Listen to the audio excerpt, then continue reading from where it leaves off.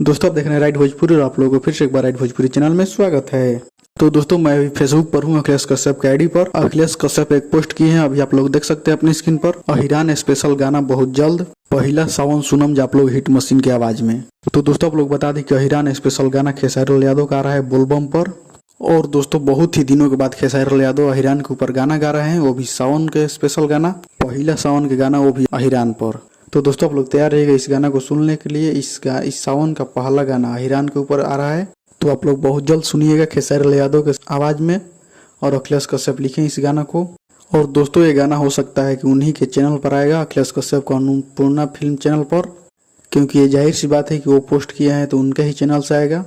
और शायद ही ऐसा हो सकता है किसी दूसरे चैनल के भी लिखे होंगे, लेकिन ज्यादा चांस है उन्हीं के चैनल से आने का। तो दोस्तों आप लोग तैयार रहिएगा। तो चलिए इस वीडियो में इतना ही, मिलते हैं किसी अगली वीडियो में। बाकी इसके बारे में आप लोग क्या कहना चाहते हैं कमेंट कर जरूर बताइएगा, और इस वीडियो को लाइक कीजिएगा, शेयर कीजिएगा। तो चलिए इस वीडियो में इतना ही, मिलता है किसी अगली वीडियो में। बाकी इस वीडियो को लाइक कीजिएगा, शेयर कीजिएगा, और अभी तक हमारे चैनल को सब्सक्राइब नहीं किया तो प्लीज चैनल को जरूर सब्सक्राइब कीजिएगा। तब तक जय हिंद, जय भारत।